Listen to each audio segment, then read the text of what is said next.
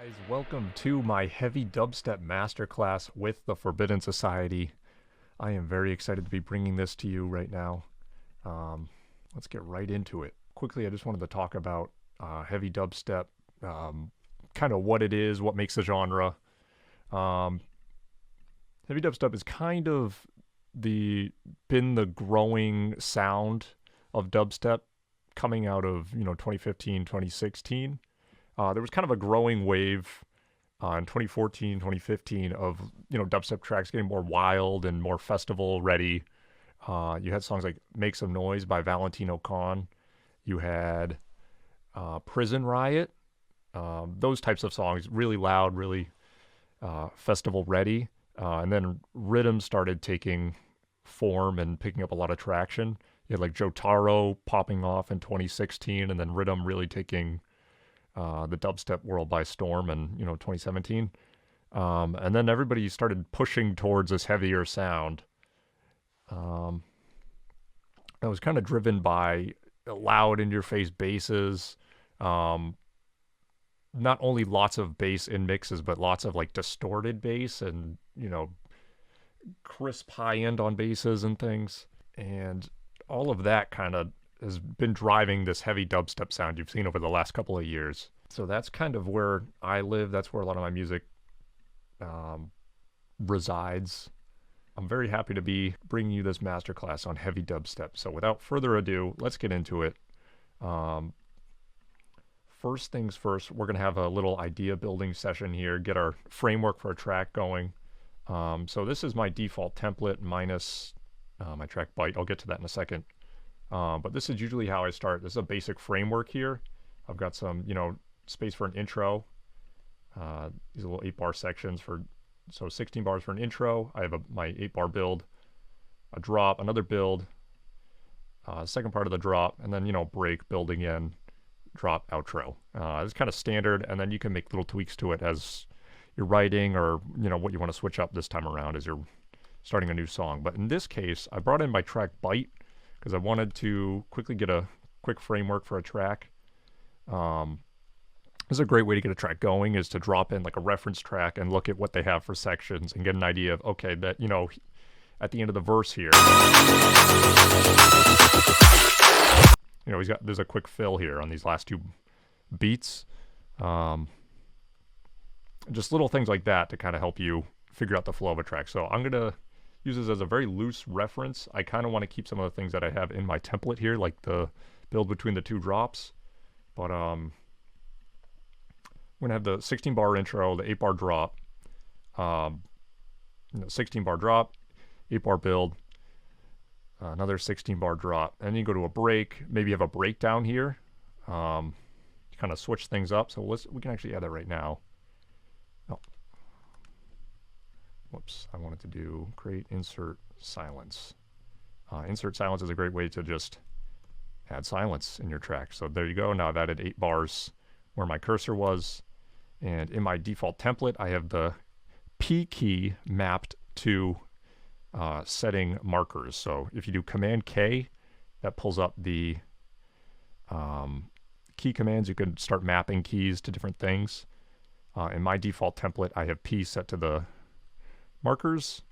And I also have on my master, I'll get to this stuff later on, but I have a little utility for hearing things in mono. This kind of makes it sound almost like an iPhone. So it puts the signal into mono, and then it kind of band passes the signal a little bit, which is kind of a useful tool. And then I have another mono one. I'm sorry, the iPhone thing is mapped to my command key. The mono is mapped to the period key. And then I have this like outside the club one that adds reverb and low passes it. So you can hear that real quick. Yeah, so that's kind of useful too. So when you're in the project file, if you accidentally hit one of those keys, you'll know what happened. Yeah, and you map all those with Command K or Control K if you're on Windows. So yeah, we have this. Where were we? Out of the breakdown, so I'm going to use P to add a marker. And I'm going to go ahead and we'll call this breakdown for now. 1.1. We'll figure something out here. And this is all subject to change as we write. You know, we might add sections. We'll take sections away. This is just a good starting place. And with that being said, I'm going to go ahead and delete byte. That's all I wanted to use it for. So we'll do that. And I'm going to get rid of these serums. So let's get moving. So the first thing I like to do when I'm getting an idea going is I usually start with the drums. So in my default template, I have like a kick and snare. I've got like a little snare riser track here with just an empty sampler, some toms, some simple toms here. And these are just things to help me get moving. And then I have some hi-hats and a drum rack just to get things moving. So right off the bat, I'm going to start with the drums, and we're at 145 BPM. This is I like to work at 145. We'll stick with that for this project. So right off the bat, I'm going to take a listen here. So that's a pretty standard pattern. One thing I want to do is swap out the kick and clap. So I'm going to go ahead and use a kick I made. Maybe we start with this one. It's a nice punchy kick. And I'm going to use this face punch snare here. And when you drop things in a drum rack, you're going to make sure sometimes the volume and the volume map to velocity change. So in this case, the snare one changed. So I'm going to go ahead and do that. Bring the volume back up to 0 so I keep it nice and loud. And this sample here is kind of quiet. So I'm going to go ahead and drop on a saturator. I'll use saturator. Why not?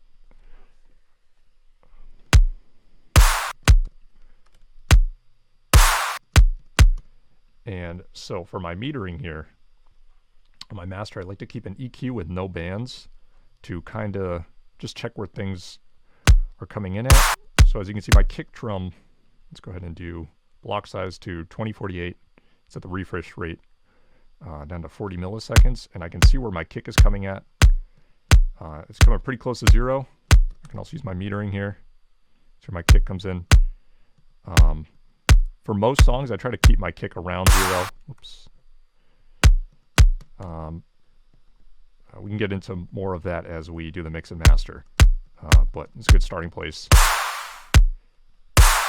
And for my clap, I want to try to get this nice and loud. I can actually push this a little more. So let's go ahead and do that right now. And I'm going to set this to soft clip. It sounds a little nicer. So that's a good starting place. Let's go ahead and add some hi-hats. I'm going to just delete this hi-hat group, and we'll just do it in audio.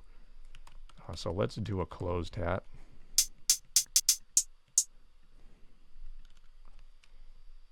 Let's do this.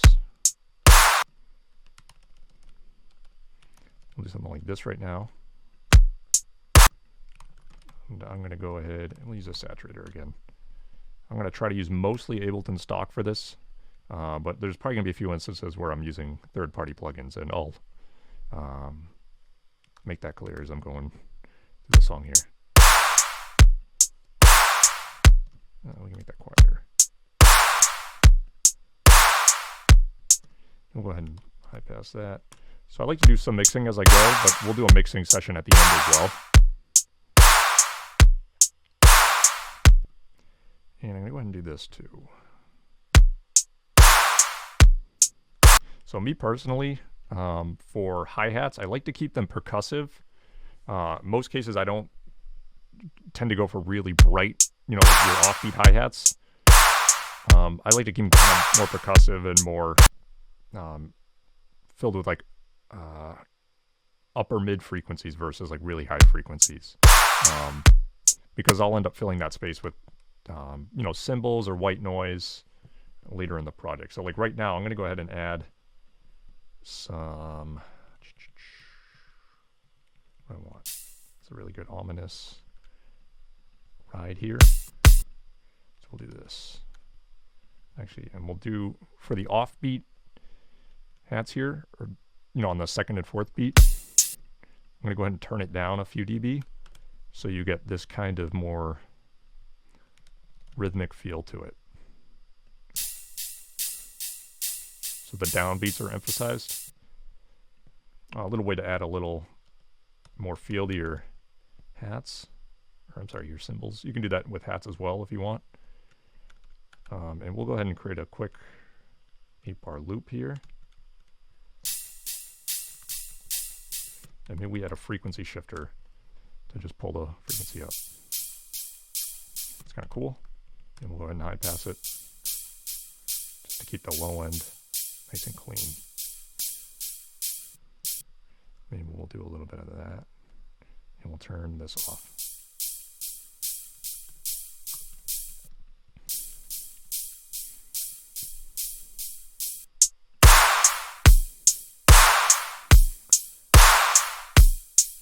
All right, so the drums are working a little bit more now. Let's go ahead and I'm going to add a little layer underneath my snare. I've got this kind of like bark sound that I like to use. So we'll go down. And I might even go ahead and fade the start of the sound so the kick and clap can come through, and this will sit underneath.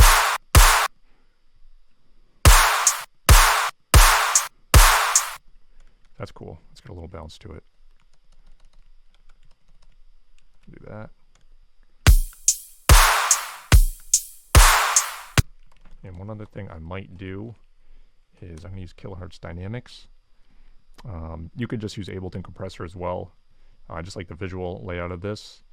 I'm going to compress the attack on this. So take a listen. I want to flatten out the sound, so I'm going to do a fast attack. I can shorten the release a little bit.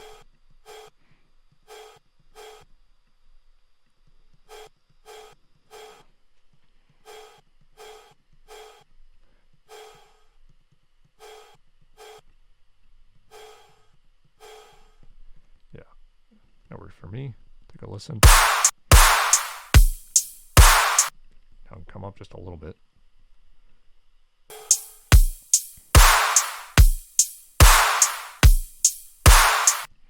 I think it sounds a little flatter now. And I'm going to use an EQ.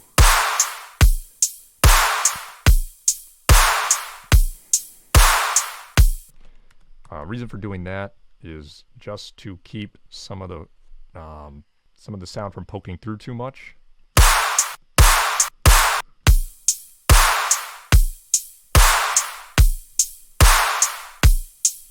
So maybe let's just do 4 bars right now. Make a quick 4-bar pattern. And one thing I like to do is maybe for the first 2 beats here, we'll have nothing there. And we can also do a kick reverse. So coming into the drop, have this reverse kick sound. I'm going to go ahead and add a quick fade. So we go.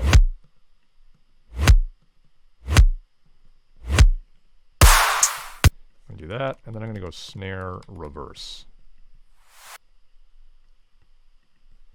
And make sure there's no warping on the audio sample. And close that.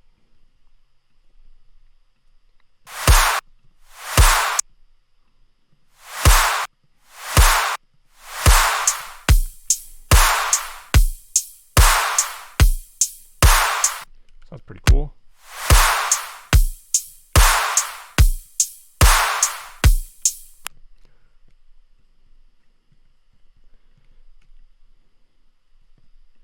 So now let's start working on a sub here. I'm going to go ahead and take an 808 as a starting place.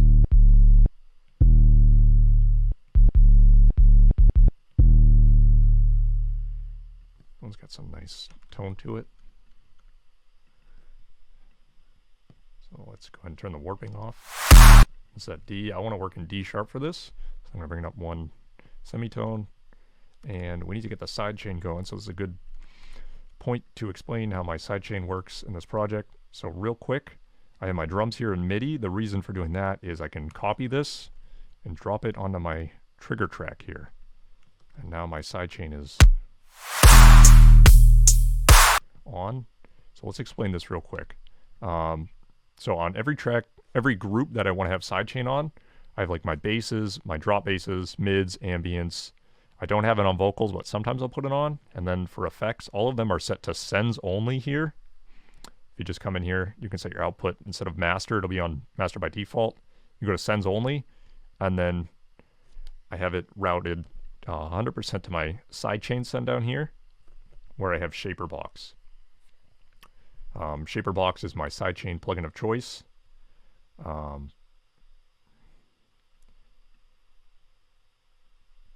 And you can draw volume envelopes. I have it set to beat one shot here, and that is getting triggered by a MIDI one shot, which is my trigger track. So the trigger track, the output is set to a sidechain, which is my bus here, and then it routes into Shaperbox 1.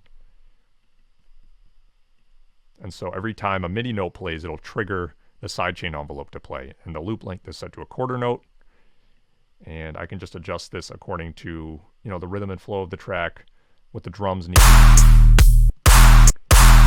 So what I'm going to do here, I'm going to pull that back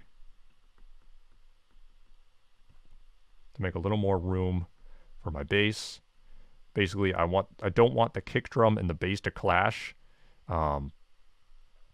because there's not a lot of room in the low end. The kick comes right up to 0, and as soon as it starts going over 0, you start getting some gross distortion.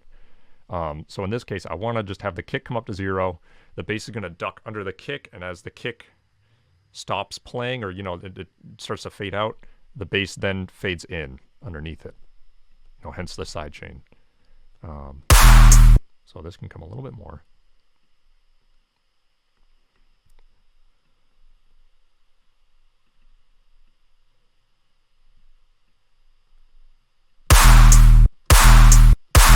So that sounds pretty good.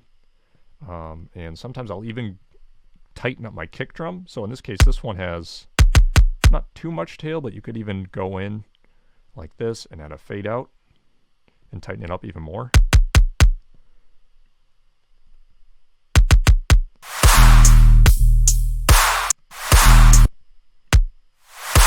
All right, so let's go ahead and flesh out our sub bass here. So we'll get this 808. One thing I like to do is add erosion. We'll go wide noise like this. So that adds a nice buzz on top, and we'll add an amp. Set the output to stereo, or dual as they call it. Do something like that. Take another one, just duplicate it. It's kind of nice.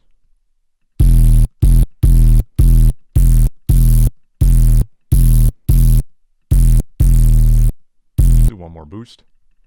And let's go ahead and real quick just check. Alright, so see how we have a lot of like higher harmonics here.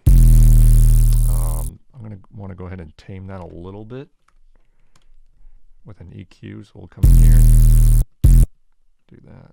So I'm going to take this one here and pull that back. You could even go as far as doing this and just notching it out.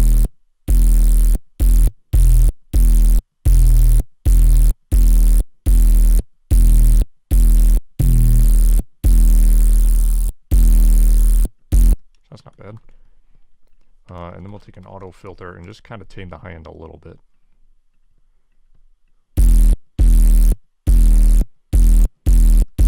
That's pretty nice right there. Maybe we want to add a little pitch envelope here. So let's go, I'm going to set this to tones. I think tone sounds pretty good on sub bass with the fastest grain size. And we'll go to clip, transposition. We'll do something like this.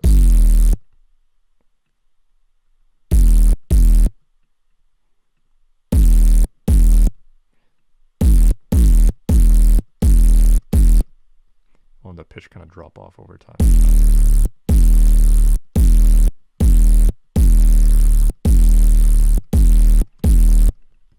I might do...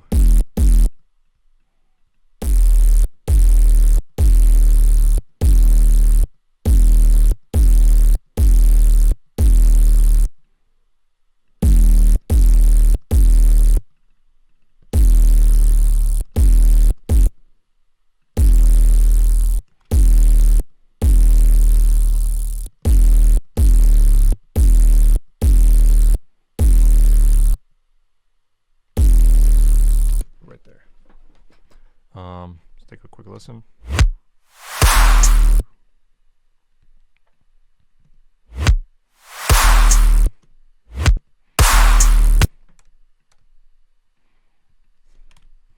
And then maybe we'll duplicate that and we can do something like this.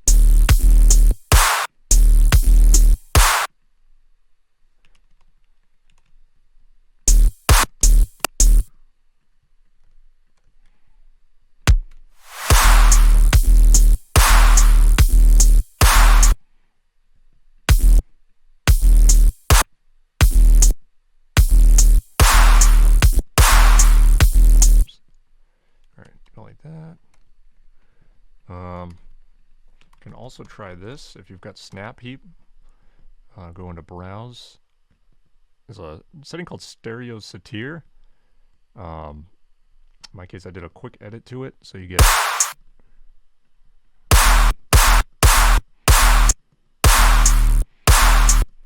some nice distortion on the sides. We can open that up real quick, but real quick, I'm going to take a mid-side EQ. I just have it labeled sides here, and this just cleans up the low end on the sides. It helps to keep things kind of clean. We'll jump into the Snap Heap real quick and just see what it's doing. So you have one parallel bus here. It's got the pan to the left, and then you have some saturation. I think that's about it. It's just doing the saturation curve, and does it on the left and the right. It looks like it's slightly different. Creating this cool stereo effect.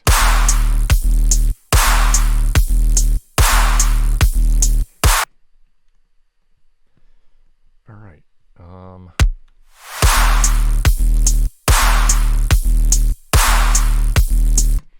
One other thing we can do is I have this wide noise. Ivory wide noise. I'm going to go ahead and drop this in, and we can use this as a layer on our. It's how to get a little more gritty. I'm going to turn this down.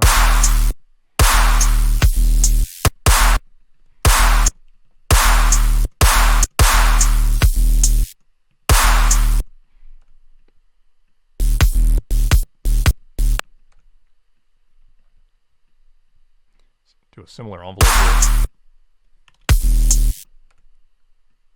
That.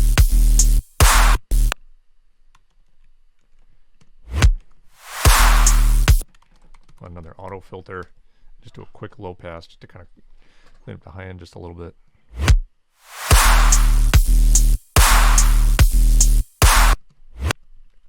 I want to mess around with the pitch. I think I want to.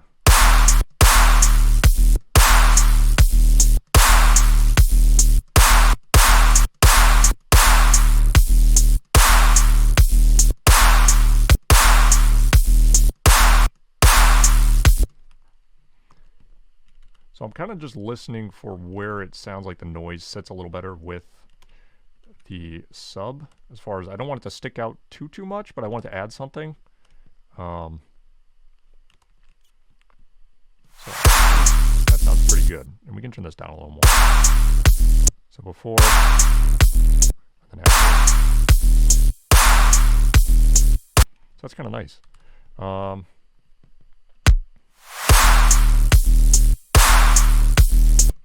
One thing we can do to make the drums a little more interesting here, I'm going to go ahead and do this can sound. Let's see if we can find it. Watering can. All right, so we'll take 9 here, and we're just going to add a quick fade. Get this like kind of tonal hit here.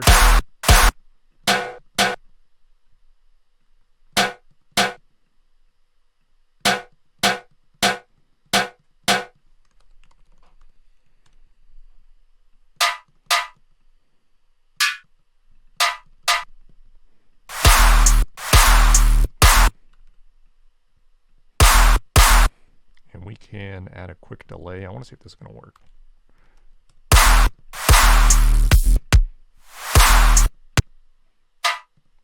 We'll do compressed room reverb. There's a setting in Ableton here called compressed room reverb. and it does exactly that. It adds some compression and then like a short room reverb.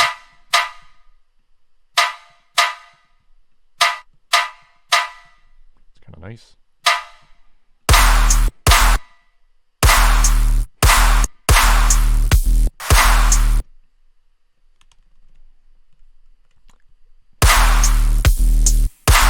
And I'm using the frequency shifter to change the pitch of it.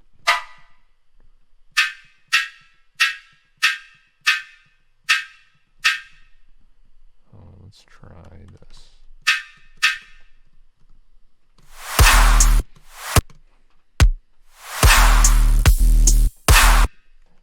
Set the delay a little longer.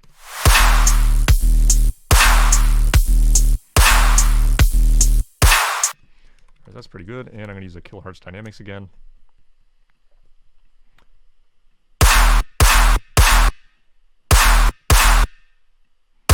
Just to tame the attack a little bit. So it doesn't poke out as much.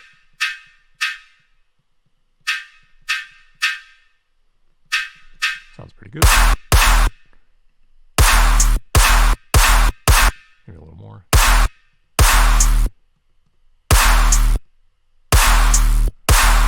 That's not bad.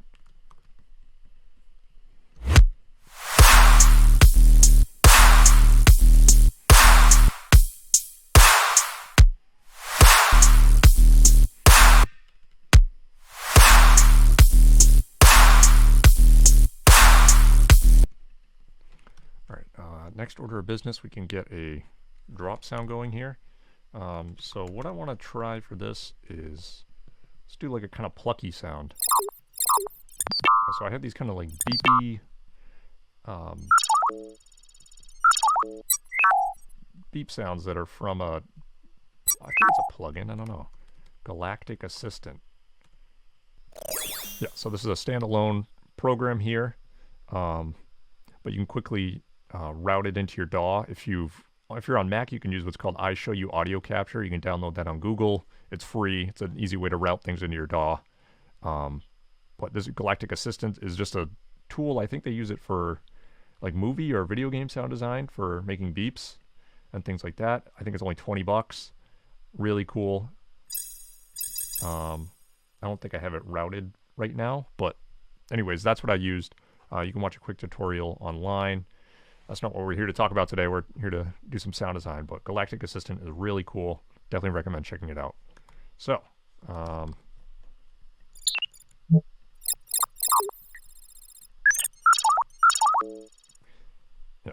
so we can start with any kind of beep sound. So what I'm going to do is I'm going to drop it in, do warp on tones. I really, really like tones. And I'm going to set the BPM all the way up to 999. So you get all kinds of glitches and things like that. And you can mess with the grain size. So if you do a long grain size and then mess with the pitch, that sounds pretty cool. Ooh.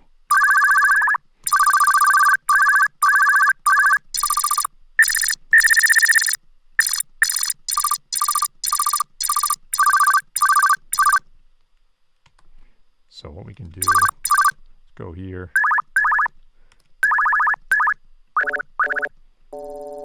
Now, I really like this one. So let's do Command J to consolidate that. And so we'll use this as our starting sound here. So we'll take one of these beeps like this. And we'll just add some quick fade there. And let's go ahead and just chop the beginning so it's got a nice start. And we'll do Command J one more time. And we'll use this as our starting sound source. And next, let's go ahead and drop a frequency shifter on. And we're just going to try to mess around and create something that's kind of cool. So I'm going to go ahead and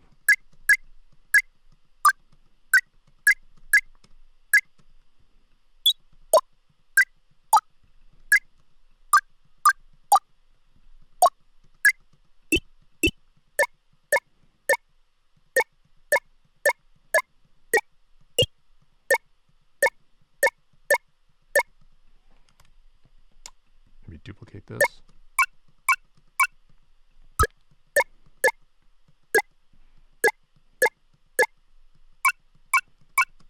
Let's add a compressed room reverb just to give it a little more attack and some more space.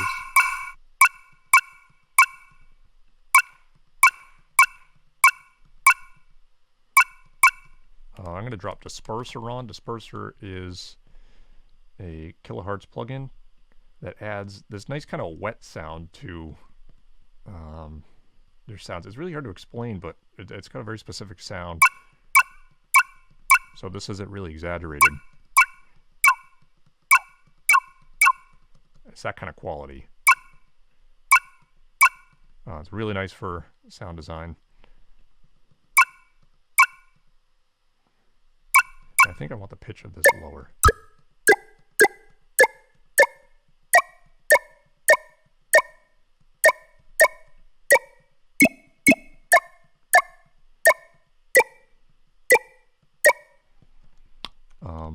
So I'm going to take a quick break here. We'll come back. I'll explain what I did. So let me quickly break down what I did here. I think I did about another half an hour of work on this. And I made a few changes, so we'll break those down right now. So let's take a quick listen.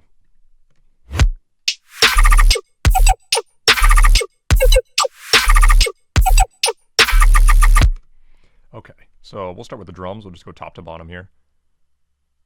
Here we go.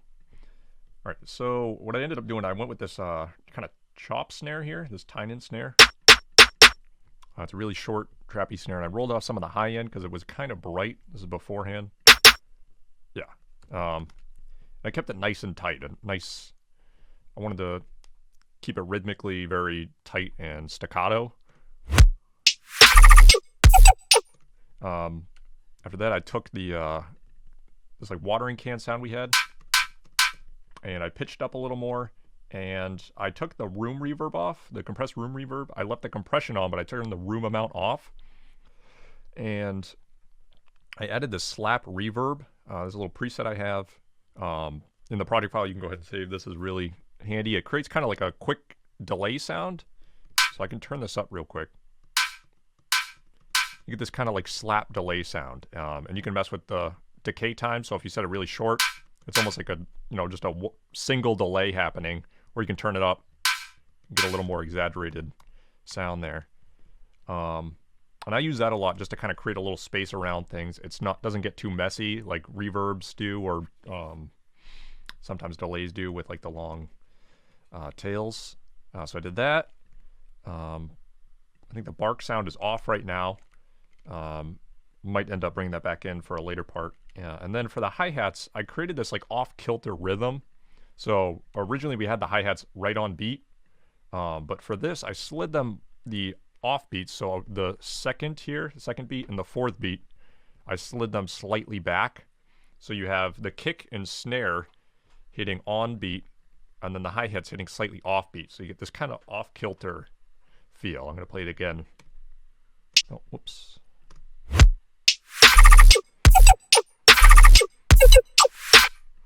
So that's kind of a cool way to create a little rhythm. Kind of pulls you through the drop, makes it a little more interesting. So I do that with the hi-hats, and oftentimes you can hit Command 4 or Control 4 if you're on Windows and turn the grid off. I think you just move your hi-hats around freely. And you kind of just do it to feel. There's not a lot of rhyme or reason here. Like as you can see, it's not quite on the grid. And so that was that. That was the drums. For the bass, I ended up switching out the 808 we had. One thing that's nice about kind of doing some post-processing on your bass is if you start with one bass sound, maybe you don't like it or it doesn't quite fit, you can always swap in a different 808. So I kind of like this workflow for that reason. So I got my processing chain going, and then you can switch out your 808 and find something that's a little better suited. So this one has some less harmonics. I'll go ahead and group these, and you can take a listen what it sounds like originally. So a little less like low mids than the last one. It's has a little more of that like fundamental frequency, and the processing is pretty much all the same. We got the notches here, and then what I changed after what you would have saw is I added a kick tight. So there's a preset called kick tight here, in Ableton right here.